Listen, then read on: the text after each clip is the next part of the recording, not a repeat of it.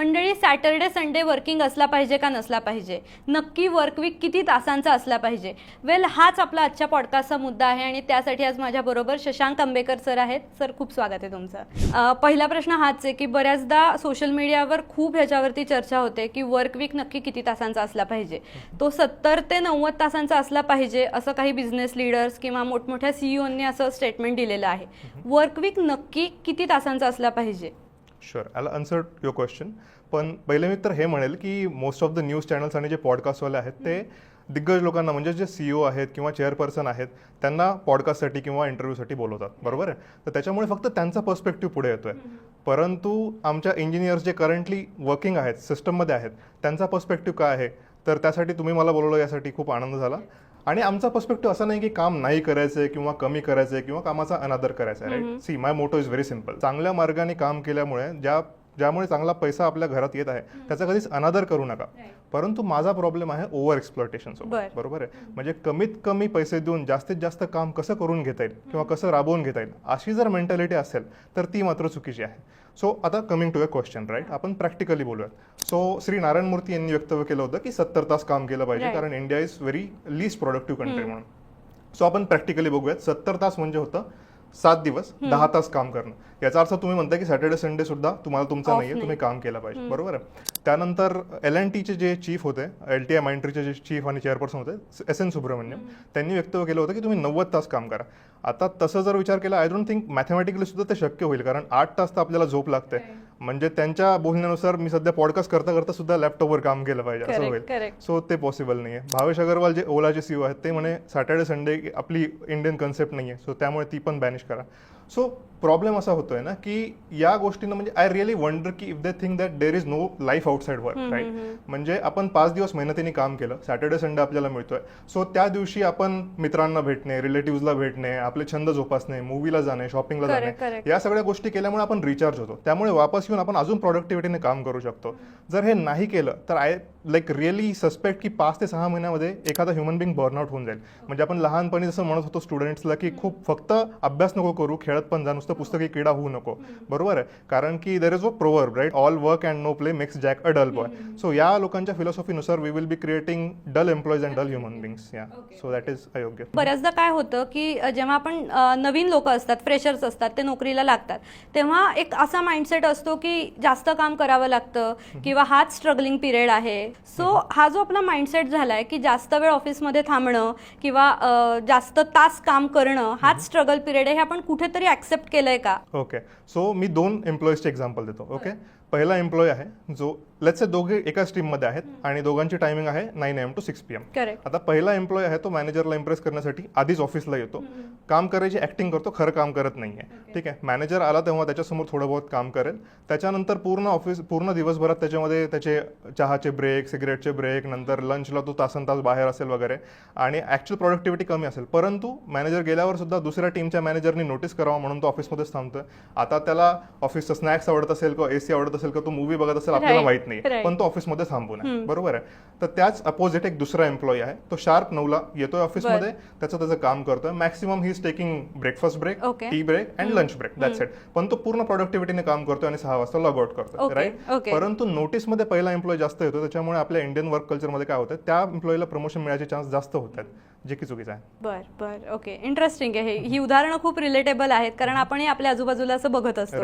पुढचा प्रश्न हा आहे माझा की आपण 4 दिवसांचा वर्क वीक ही कन्सेप्ट आपण वेस्टर्न कंट्रीजमध्ये खूप बघतो की 4 days वर्क वीक आहे आमचा.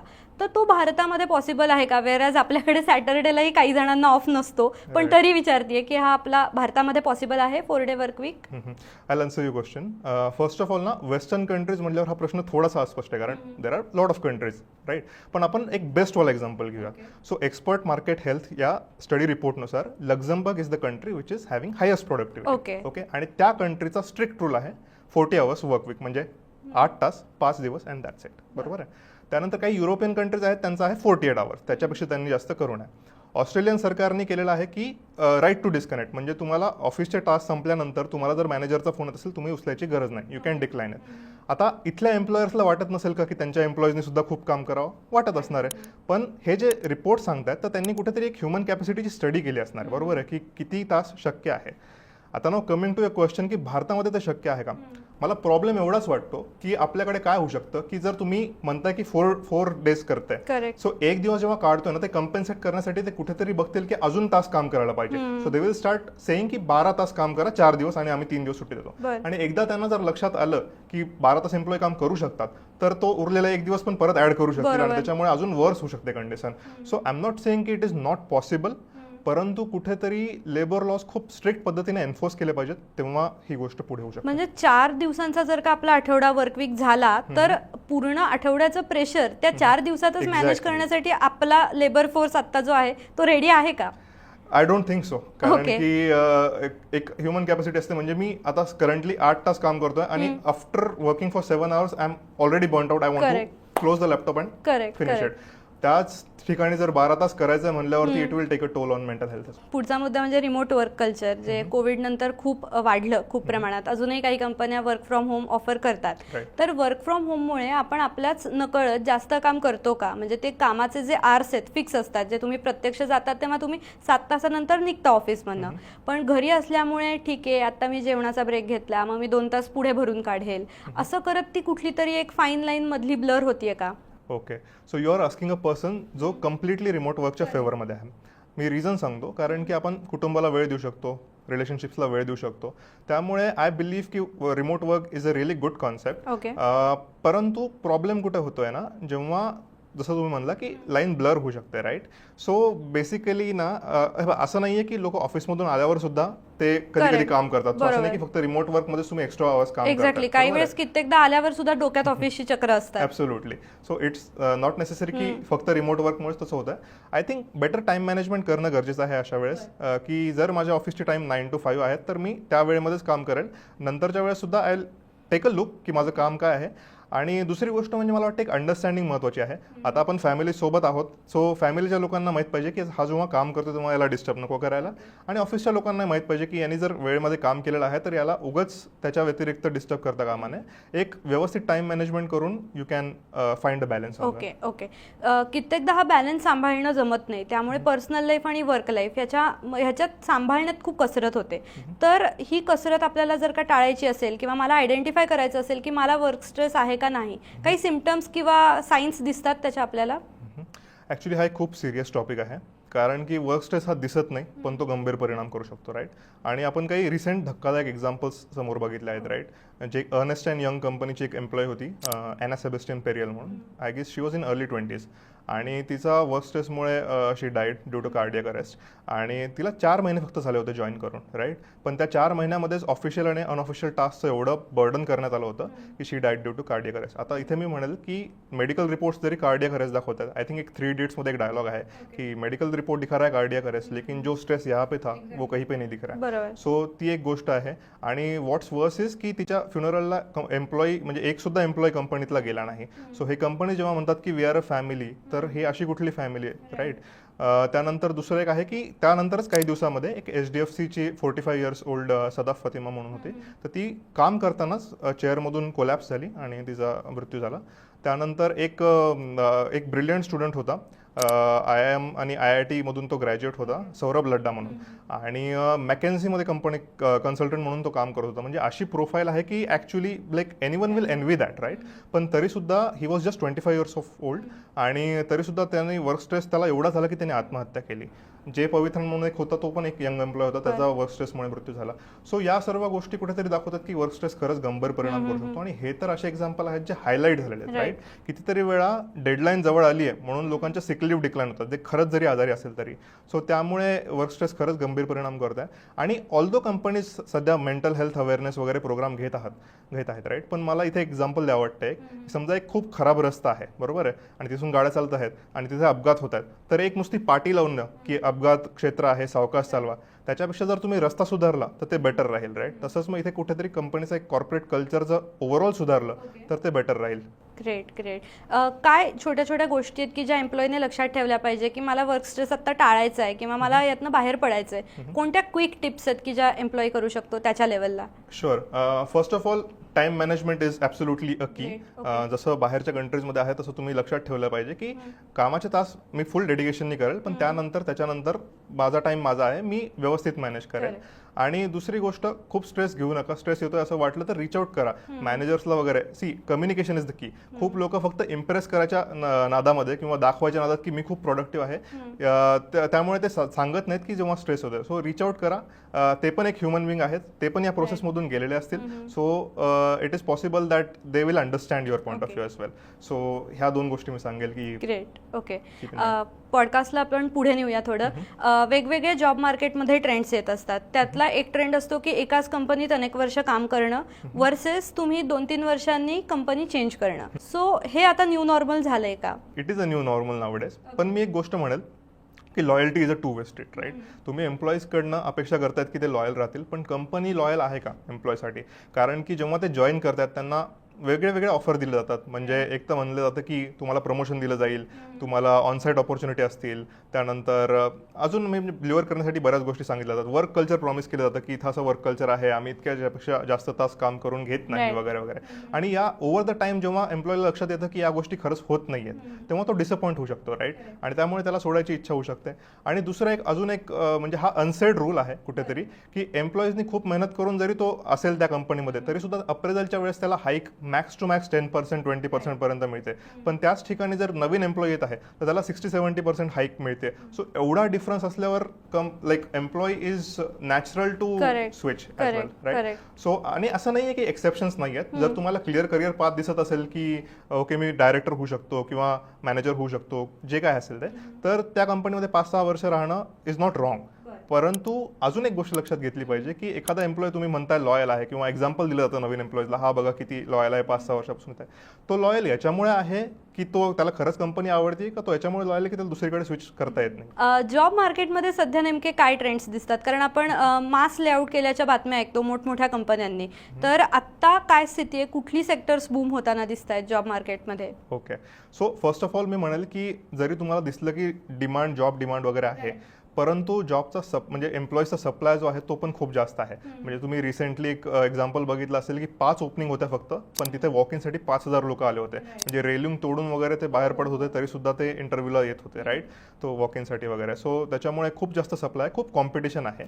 आणि coming to second part of your question की मास ले ऑफ होतोय का? So yes, I think you are referring to that example जिथे इन्फोसिसने 700 लोकांना ले आउट केलं. मध्ये मेटाच्याही बातम्या येतात की मेटा सुद्धा काढतं, राईट. खूप कंपन्या सध्या काढतात. So again competition is one reason. पण जे इन्फोसिसचं पर्टिक्युलर एक्झाम्पल जर सांगितलं, सो ते मी वाचलं थोडं डिटेलमध्ये, आणि त्यांनी इव्हॅल्युएशन असेसमेंट घेतल्या होत्या, राईट. आणि त्याच्यामध्ये कसं होतं की 3 संधी दिल्या होत्या एम्प्लॉईजला, आणि त्या तिन्हीमध्ये जर क्लिअर नाही झालं तर त्यांना टर्मिनेट करण्यात आलं होतं. आता ही काही नवीन गोष्ट नाही आहे. म्हणजे जेव्हा मी पण कॉर्पोरेटमध्ये होतो, मी कॉग्निझंटमध्ये होतो, तेव्हा मी पण या प्रोसेसमधून गेलेलो आहे. सर्व्हिस बेस्ड कंपनीजमध्ये हे नॉर्म आहे. परंतु प्रॉब्लेम कुठं होतोय, तर या एम्प्लॉईजला जे ट्रेनिंग दिलं जातं सुरुवातीला, त्याची लेवल खूप बेसिक असते, आणि जी एक्झाम घेतली जाते ती खूप हार्ड लेवलची असते. म्हणजे तुम्ही फक्त ट्रेनिंग वरती डिपेंड राहून ती एक्झामला नाही जाऊ शकत. तुम्हाला ट्रेनिंग नंतर सिनियर लोकांसोबत कनेक्ट करायला पाहिजे, आणि समजून घ्यायला पाहिजे की कुठल्या टाईपचे क्वेश्चन वगैरे येऊ शकतात. ज्यांनी ऑलरेडी क्लिअर केलेले आहेत असेसमेंट, त्यांच्यासोबत कनेक्टमध्ये राहा, आणि मग ते क्लिअर करायला बघा. आणि कुठेतरी खरंच म्हणजे हे सेट कुठेतरी अवघड करतायत असं वाटतंय, कारण की जो पहिले 10% टर्मिनेशन रेट होता तो आता वाढून 30 to 40% झाला अशा कंपनीजमध्ये. So that is a serious concern. But yeah, now coming to the another question that you asked की कुठले सेक्टर्स बूम करतायत, राईट. सो आय गेस एक सुशांत सिंग राजपूतने एक इंटरव्ह्यू दिला होता. So it is very difficult to understand which sectors are booming, कारण की आताचे स्टुडंट्स जे लर्न करतात आणि पुढे जाऊन ते त्या टेक्नॉलॉजीवर काम करतील जी अजून बनलेली पण नाही आहे. So it is very difficult to understand which sectors will boom in future. पण करंट जर मार्केटचं म्हणायचं झालं तर मी म्हणेल की e commerce and logistics is one thing. कारण की आपण बघतो की कोविड नंतर ऑनलाईन शॉपिंगचा जो ट्रेंड आहे तो खूप जास्त वाढलेला आहे, आणि मला वाटतं आता रुरल एरियाजमध्ये सुद्धा आता हा वाढत जाईल इथून पुढे. So e commerce will boom. आणि दुसरं आहे की AI आणि machine learning. Learning. So chat GPT आणि DeepSeek जे आहेत ते खूप सध्या ट्रेंड करतात आणि भारतामध्ये सुद्धा ते आता प्रयत्न करतील की तसं आपण काहीतरी आणूयात म्हणून. So this are some sectors which will boom. So आजच्या जॉब मार्केटसाठी रेडी राहायचं असेल आजच्या तरुणाईला तर त्यांनी कशावर लक्ष दिलं पाहिजे? मी म्हणेल मार्केटची स्टडी करा आणि बघा की सध्या काय ट्रेंडिंग आहे. ऑल्दो म्हणजे फ्युचरमध्ये काय येणार आपल्याला माहित नाही, पण याचा अर्थ असा नाही की काहीच करू नका. जे सध्या ट्रेंड आहे कुठेतरी त्याचा एक अंश पुढे पण आपल्याला उपयोगी पडेल. सो आता सध्या जे AI खूप ट्रेंडिंग आहे, चॅट GPT, DeepSeek वगैरे. सो AI वापरायला शिका. AIचा वापर करून अजून कसं आपण इम्प्रूव्हमेंट करू शकतो कामामध्ये ते बघा. कारण की एक मी खूप चांगली कोट बघितली होती कुठेतरी इंटरनेटवरती की AI won't replace human but humans with AI will replace human. म्हणजे ज्याला माहिती आहे की AI कसं यूज करायचंय तो रिप्लेस करेल ज्याला काहीच माहित नाही. So learn about that. Okay, great.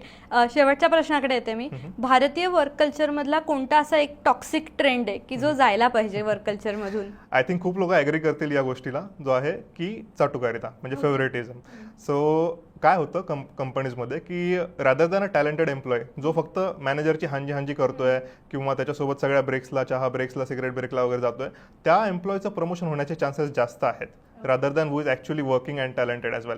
मी असं म्हणत नाही की चांगले रिलेशन ठेवू नका मॅनेजरसोबत किंवा टीमसोबत, ते खूप गरजेचं आहे. परंतु एका लेवल क्रॉस करून जेव्हा ते होत आहे, आणि याच्यात मी एम्प्लॉयला सुद्धा दोष देणार नाही, त्यांनी ते सिस्टीमचा पार्ट ओळखून जर कोणी करत असेल, पण सिस्टीममध्येच हा एक दोष आहे जो जायला पाहिजे. खरंच जो मेहनतीने काम करतोय त्याला प्रमोशन मिळायला पाहिजे. त्याच्या व्यतिरिक्त सुद्धा आहेत काही ट्रेंड्स जे आपण आधी बोललो की ओव्हर वर्किंग, कामाचे तास संपल्यावर सुद्धा काम करून घेणं. मायक्रो मॅनेजमेंट एक ट्रेंड आहे की खूप जास्त उगाच लक्ष दिलं जातं, त्याला फ्रीडम दिलं जात नाही एम्प्लॉयला त्याचं काम करण्याचं.